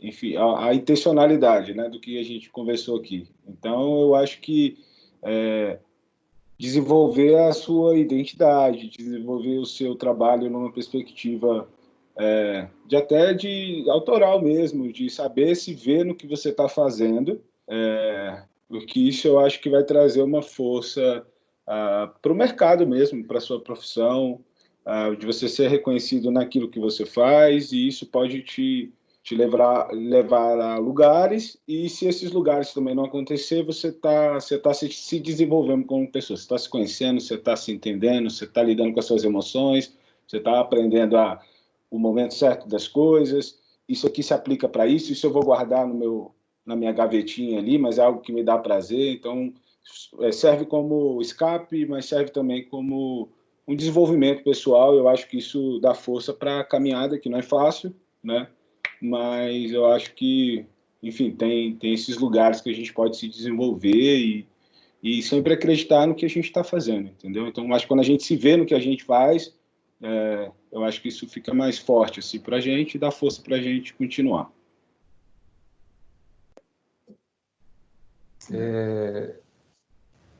Eu acho que o que eu tenho a dizer para quem está ouvindo a gente é que a hora de começar é agora, né? Assim, tem que começar um quanto antes mesmo. A gente precisa aproveitar esse momento para mostrar o seu trabalho para a rua, para aprender um pouco também, se envolver com pessoas da área de seu interesse, né? A gente precisa dessas pessoas para a gente crescer na carreira. E também dizer que, cara, quem está aí na reta final para terminar os estudos, não se engane não, cara. Não vai acabar agora não. Isso é pro resto da vida. E quando você vê o seu caminho, cara, o que você quer seguir, qual a sua linha de trabalho, você vai ver que sempre tem muita coisa para estudar o tempo inteiro. Você tem que lembrar disso, porque daqui para frente é para sempre, não para mais não. Como todo mundo deu conselhos ótimos aqui, acho que não sobrou nada para mim. Eu estou tentando pensar aqui alguma coisa. Eu poderia trazer uma outra discussão dando um conselho, que seria bem caótico, que era, eu fiquei pensando aqui, poxa, no início a pessoa, será que é necessário escolher entre ser especialista ou generalista? Mas isso é uma discussão enorme, assim. Mas aí o conselho que eu dou, que tem a ver com a minha vivência, e é porque eu gosto dessa ideia que o Fernando falou de esponja, do caos que a Poliana citou e tudo mais, e dessas ideias de referências, é porque eu acho que é muito importante, principalmente para quem não tem tanta certeza do rumo que quer seguir no princípio, né, já que é uma área muito multidisciplinar, é você entender que é importante pegar referências e absorver, né, informação de coisas que você tem costume, de coisas que você gosta, ou então aprender um novo idioma, caso você já saiba o inglês, aprender um novo idioma para que você possa começar a pegar informação de né, outros conteúdos, outras formas. E tenha um hobby também. É complicado falar isso, né? Porque, mas assim, é um trabalho legal, assim, né? Muita gente gosta de trabalhar comunicação e tudo mais, mas pode ser estressante várias vezes, assim, por causa de um briefing mal feito, por causa... Enfim, então, assim, tenha um hobby também, até porque isso vai te... É igual a questão do desenho, né, que a Polly falou, então acho que é tipo isso, você ter um hobby, talvez isso vai te abrir a cabeça para uma nova percepção, uma nova... Você tentar olhar a partir de um outro ponto de vista e tudo mais, eu acho que é importante também, né? Não ficar só no... Isso que o Pedro disse me lembrou aqui assim, não levem para o pessoal, sabe?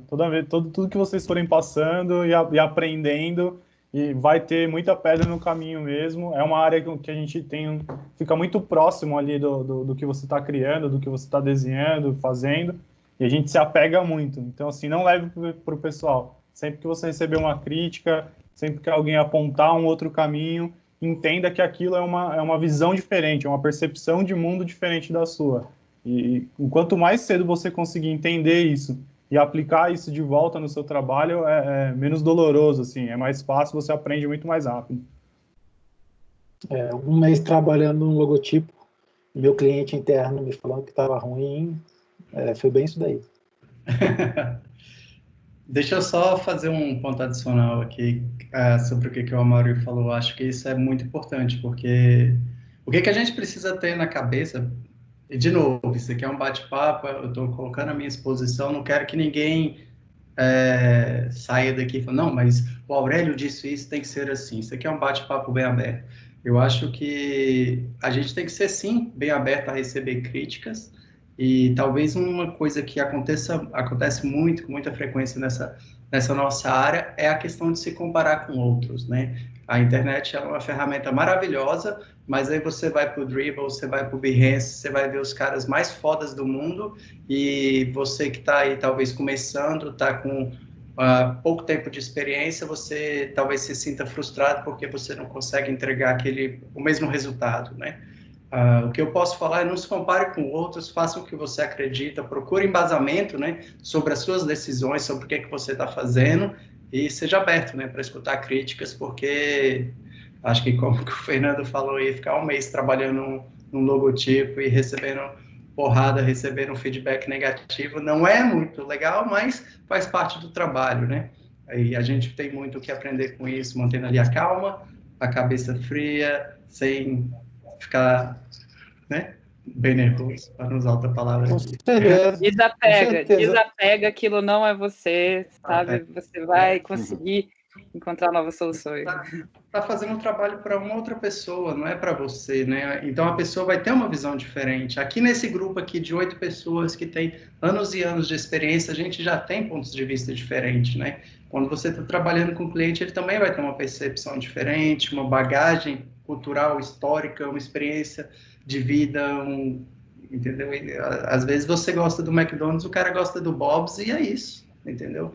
Não, e às vezes você entendendo daquilo que você está falando, essa coisa de estudar, de você procurar referência, procurar entender da onde aquilo veio, técnica, né, teoria, isso aí vai te fazer mostrar para o cara que o McDonald's é melhor do que o outro, sabe? Você vai conseguir convencê-lo disso. Por mais que ele venha uma crítica e você consiga reverter essa crítica, né? Isso aí vem com embasamento. Todo estudo, você saber da teoria para poder quebrá-la é importante.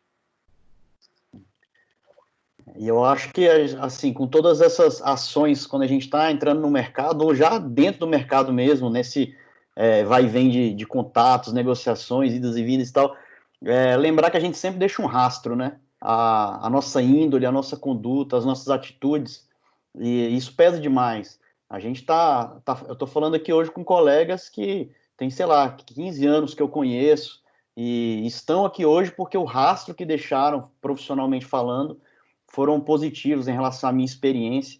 Fica o exemplo de um cara que estava na faculdade, assim, que eu entrevistei uns anos atrás, e ele queria trabalhar lá na agência, e ele era muito ruim, assim, o portfólio dele era muito fraco e tal. E eu, com todo respeito, aconselhei, falei, olha, você ainda não está preparado, você precisa estudar mais, conhecer algumas coisas. Queria te fazer uma proposta. Eu tenho um livro aqui, vou te emprestar esse livro. Leva, lê, estuda, se prepara melhor, conheça esse assunto e depois você volta aqui, cara. Você vai estar bom, eu vou te contratar, cara. E assim, o final da história, não sei o que vocês imaginam, um tempo depois, o cara sumiu e roubou meu livro. Ele não voltou.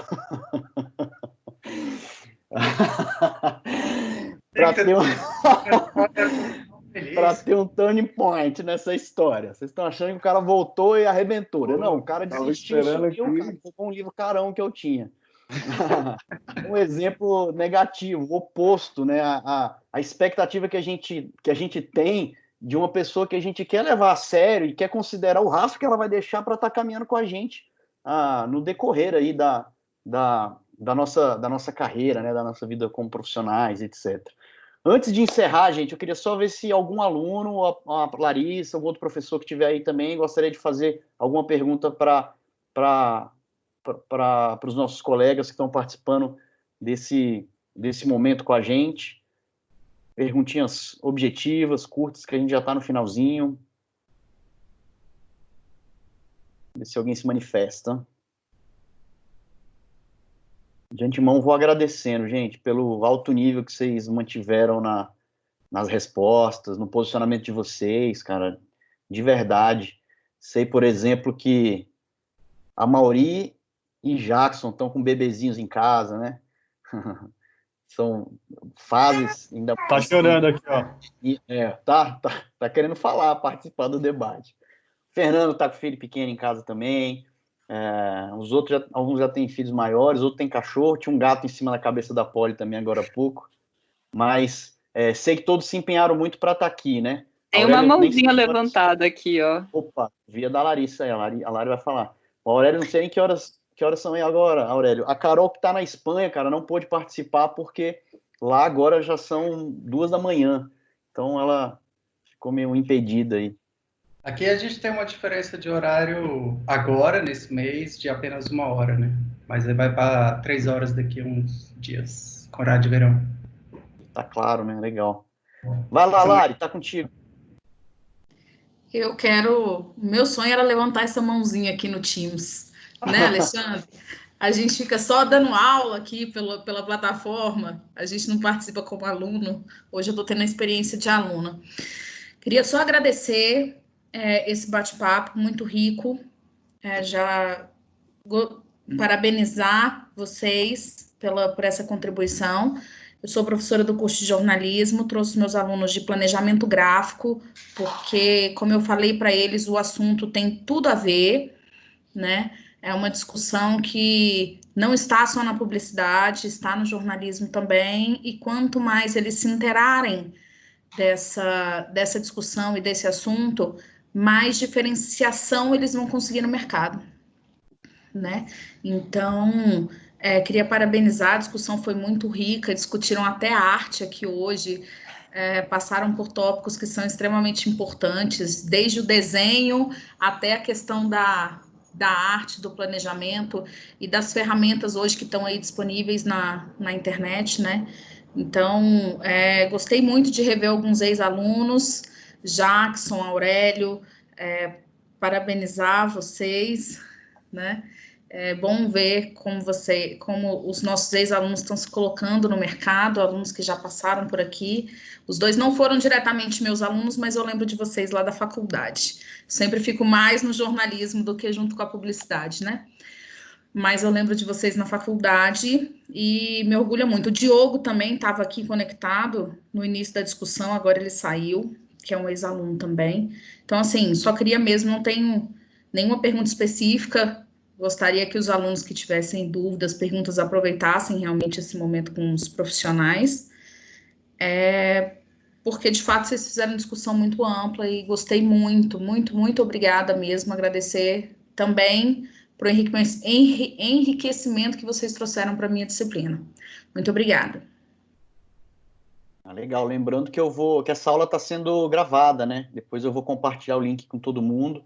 Vou pedir para todo mundo que participou da reunião aqui, na mesa redonda, me enviar o seu contato aí de Instagram. Me manda pelo WhatsApp aí, que eu vou dividir com a turma também os contatos de vocês, para que possa haver uma integração depois disso, e assim a gente mantém contato entre todos. Deixa eu ver, mãozinha. Felipe, vai lá, Felipe. E aí, gente, boa noite. Boa noite, Felipe. Deixa eu só te interromper. Perdão, pode, à vontade. Mostra sua carinha aí, cara. Vai ficar mais fácil pra gente ver um ao outro. Pera aí. Aí, ó.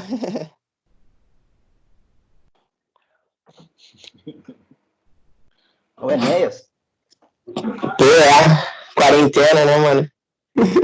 E a máscara ainda deixa ela assim, tá ligado? Não, barba e máscara nunca vai rolar. Ela fica assim, ó, chato isso aqui, fica esquisito pra caramba. Então, Felipe, só tá aparecendo a sua barba, Felipe. É porque só tem barba. É só barba. Eu queria perguntar, na real, qualquer um pode responder, mas eu queria direcionar bem para Poliana, porque no começo ela falou que ela é uma diagramadora, e eu queria saber como é que eu posso melhorar a minha diagramação, porque eu sinto que faz toda a diferença na arte. Às vezes um texto está muito grande, está ruim, às vezes se diminuir só o tamanho da fonte já fica bom. O que eu posso fazer? Como é que eu posso melhorar a diagramação? Cara, fora consultar a Bíblia, né, que acho que qualquer dúvida, até mesmo existencial, qualquer drama íntimo, né, o âmago do seu ser tá triste, você vai lá, abre aquele livro vermelho que o Fernando mostrou, que é o Elementos do Estilo Tipográfico. Cara, tudo que você precisa pensar, né, todos os parâmetros que você precisa considerar para fazer uma página, eles estão ali. A segunda coisa, eu acho que ajuda muito quando eu estou um pouco, né, bloqueada na diagramação, é entender que é letra a letra, né? Você tem aqui, quando você tem uma página lá, um A4, você formata letra a letra. E eu acho que partir do letra a letra, do micro, para olhar o macro, para a mancha. A mancha tá legal? Sim, tá bacana, tá bem equilibrada e tudo mais? Tá, beleza. Vou para dentro agora vou para entre letra. Eu tenho um contraste bom entre por exemplo, entre o meu cabeçalho, né, a minha e o meu texto corrido, eu estou conseguindo hierarquizar direitinho as informações da minha página, beleza, aí tá ok, isso tá ok, vamos supor. Aí vai para uma outra, pra um tira-teima, que é, e as minhas colunas? Eu estou usando coluna suficiente? Que às vezes a gente tenta fazer uma página que você quer que ela fique bem compacta, mas aí você coloca uma grade de um tanto de coluna bem espaçada e você nunca vai chegar lá. Então, vai ajustando ponto a ponto ali entre as colunas, a sua margem e tudo mais. E aí, se passar por esses parâmetros e você continuar achando, cara, essa página tem alguma coisa errada, aí vai para o lado oposto. Tira todo lugar. Faz tudo que você lutou para fazer, você desfaz. E aí, Ô, Felipe, a minha recomendação, Felipe, é você entrar na fila para passar um dia com a Poli. Eu acho que você tem que entrar nessa fila, cara. Pega uma senha, porque vai ser um dia de aprendizado infinito. Assim, a Poli, ela é de uma amplitude filosofal, antropológica, cara. E que design é só uma reação, é só uma resposta disso tudo, cara. É a minha recomendação. Vou passar o contato dela para você estender esse direct aí direitinho. Duas coisas rápidas, Felipe. Duas coisas rápidas. Grid, estuda Grid. Tem um livro laranja que chama Grid Construção e Desconstrução, se eu não me engano, que ele é a bíblia do Grid. E tem um livro fininho, pequenininho, chama O Detalhe na Tipografia, que ele fala muito dessa coisa de mancha gráfica, construção de título, de tamanho de texto, o tamanho de cada letra ocupa, como que isso aí afeta os olhos, como que isso afeta a sua leitura. Então, são 2 livros bem legais, assim, que acho que vão te ajudar bastante. Mas o Grid a partir do Grid é uma coisa meio, que eu diria, o primeiro passo até.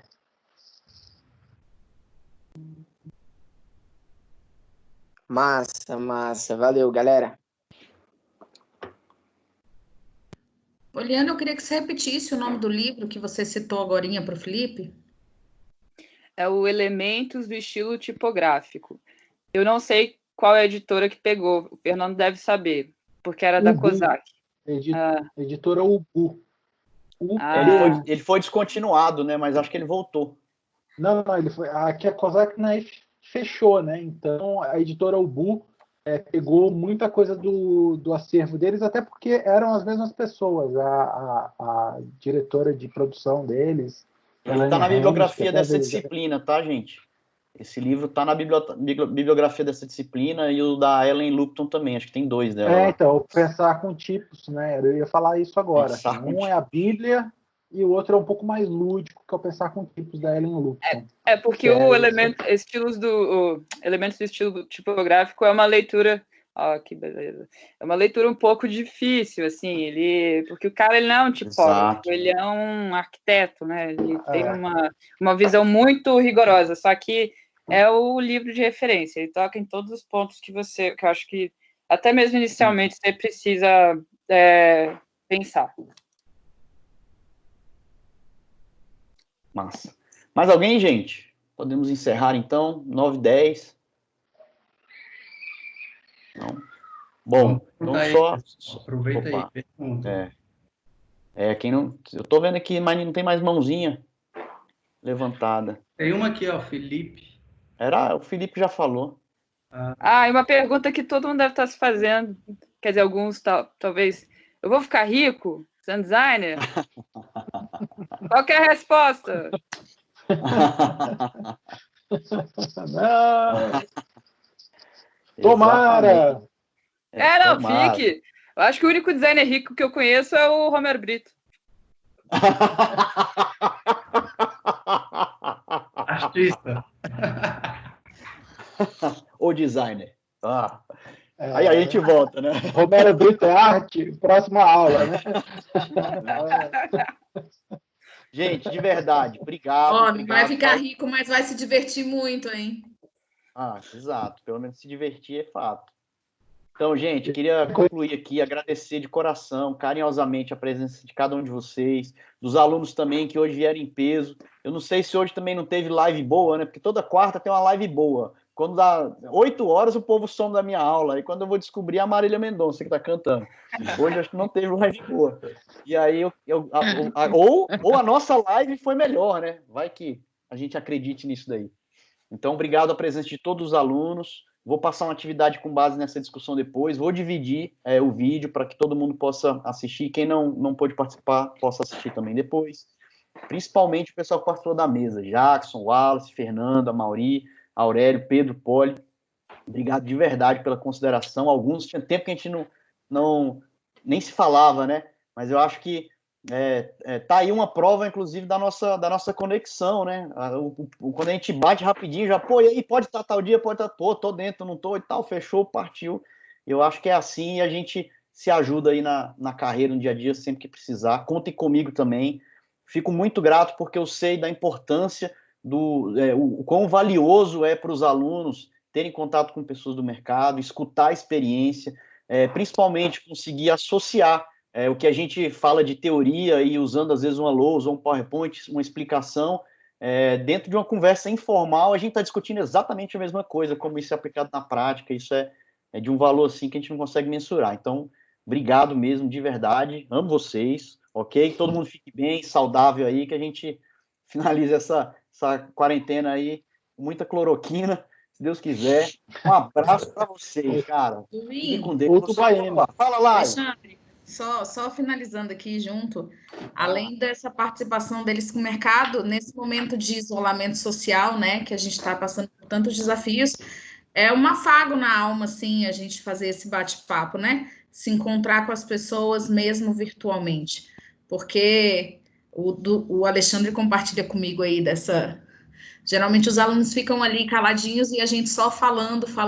Então, quando a gente consegue bater esse papo assim, enriquece pra caramba a apresentação. E eu tenho certeza que eles estão aqui e eu tenho certeza que eles estão aqui até agora, porque com certeza o conteúdo foi diferenciado. Obrigada, gente. Fica mais legal do que a gente, né?